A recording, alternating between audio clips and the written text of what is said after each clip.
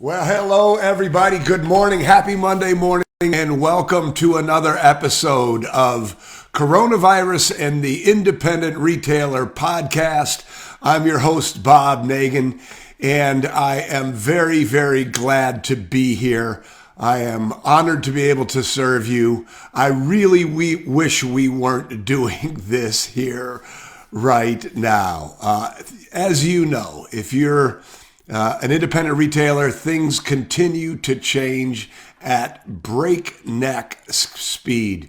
We anticipate here in Michigan that we are going to get a shelter at home order here probably today. You know, it's just things are happening in a hurry. And I don't need to tell you how much stress uncertainty brings, particularly when your livelihood depends on it. The livelihood of your teams depend on it. Your customers depend on you. So many things are at stake and things are moving so quickly. It's quite stressful. I get it. I'm stressed out also. But if you've been listening to the podcast last week, or if you participated in any of our community forums, you know that I've told the story a couple times that I have gone through a couple of these crisis moments.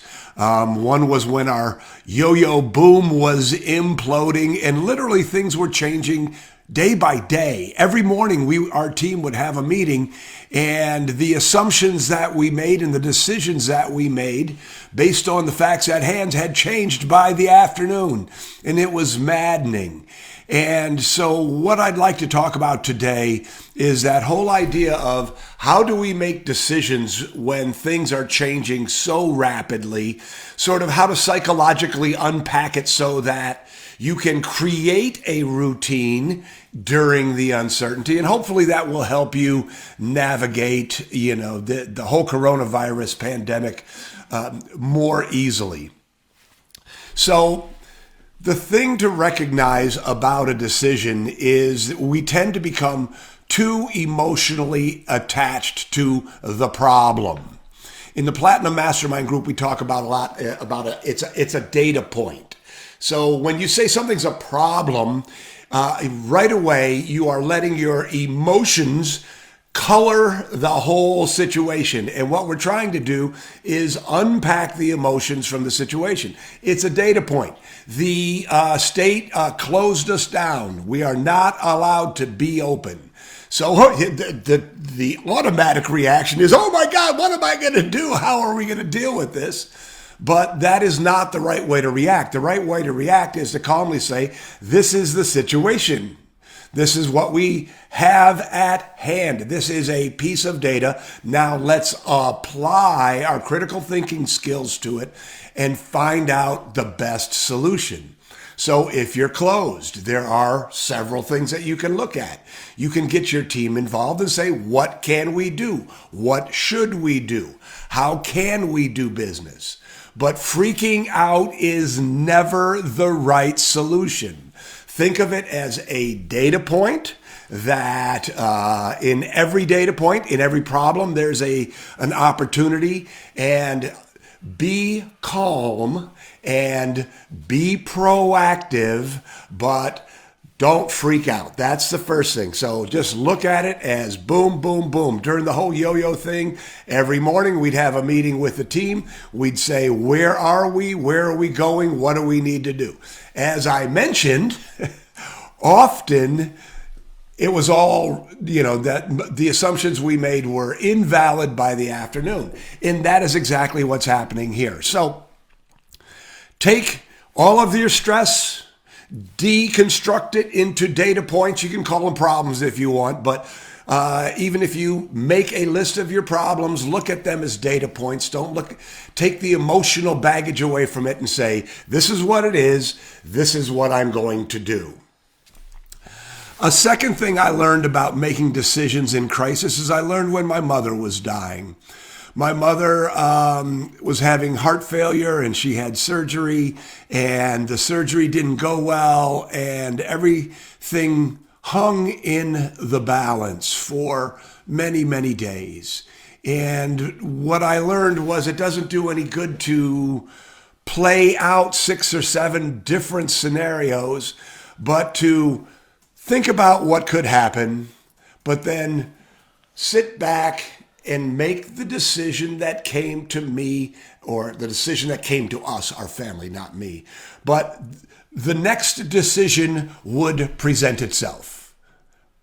You see what I'm saying? The next decision will present itself. On the one hand, you have to be prepared. You have to war game it out. You have to come up with a plan. On the other hand, once you've done that thinking about possibilities, then you just need to let it go and take it one decision at a time. And then the final thing that I'd like to say about this whole making decisions in a time of crisis conversation is this is why it's important to chunk your life right now. We talked about it a little bit last week.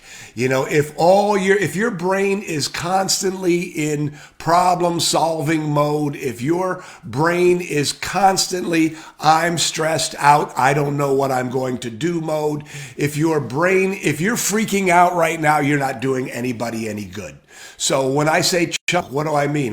We talked about this, about the conversation with Rich Rose. Take all of your unpleasant work and put it in one chunk. If you've got to call vendors, don't call one an hour all day long.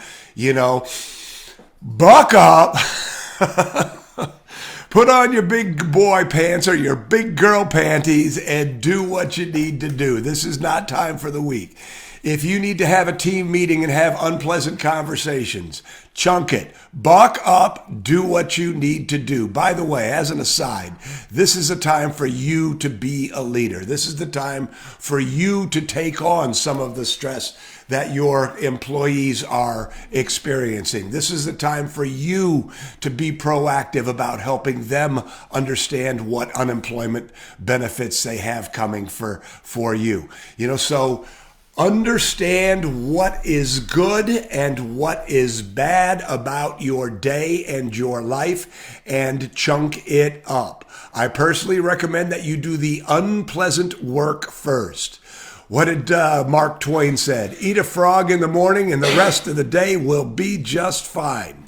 So if you develop the discipline to get up in the morning and do all the unpleasant tasks, call all the people you don't want to talk about, have all of those uncomfortable conversations, you will be better prepared to be proactive, to be the leader that you have to be throughout the rest of the day. So that's just your business, but I also want to really, really encourage you to recognize that taking care of yourself is critical when there is so much stress happening, so much uncertainty. Here at the Negen family house, we have committed to each other that we're going to have a nice meal every night. We're going to cook a nice meal. We're going to sit around and we're going to talk. We're going to have conversation. We're going to be together, proactively be together. We've gone for a couple of walks together. So, but that's chunking too, isn't it? That's the chunking, taking care of yourself. Because if you just dwell on all that is not working, you're going to burn yourself out. When you focus on gratitude, when you focus on the things that you have, when you focus on the fact that this will be over and you will be better because of it, it makes it all easier. So there it is. There's sort of a very, very loose model for you to use to think about making decisions. You know, again, don't don't freak out. Try to unpack it emotionally as a data point. Bring all of your experience and your team's experience to bear on it. Make decisions. Do the uncomfortable work. Do the important work. And take care of yourself. So, Susan, do we have any questions or comments? Yeah, so I asked them what they're doing to take care of themselves. Kathy says she's sewing. Linda says she's working out at home because her gym is closed. Yes. And so I think that those are two great things. Like do a hobby and physical exercise, two great things to do to take care of yourself and Give yourself a pleasant chunk in the day. A pleasant chunk in the day. The boys built a gym of sorts in our garage. It's great, right? So, what are we calling what are we calling this? The pandemic challenge or Get Fit Coronavirus Season? The Get Fit Coronavirus Season. Yesterday, Sam and Joe. Sam's the technical lead on our new studio. Hey, wasn't that a song?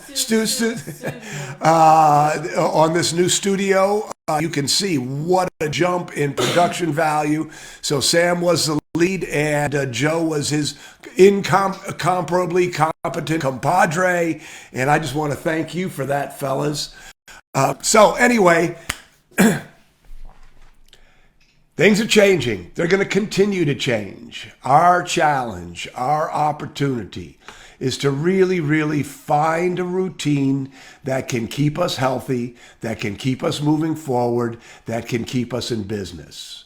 You know, I went through in the Facebook page on the WhizBang Retailers community today. Several of you, many of you are open doing business as usual. If that's you, you know, I'm super happy for you. But if you're not, just recognize that it's all about getting through this. Every day gets us closer to the end. Every day gets us closer to the other side. Every day makes us better. Every day makes us stronger. All right, everybody, we're with you all the way. If you like this podcast, if you think that this information is of value, please share it. Share it with other retailer friends. Tell them about our WhizBang community. If you have friends who listen to podcasts at our retailers, you can go to Anchor FM, Coronavirus and the Independent Retailer Podcast. Subscribe. Tell people about this. We're all in this together, and we would love to help all the people you know could use some help. So thank you, everybody. We will see you tomorrow. I'm Bob Negen. Love you guys.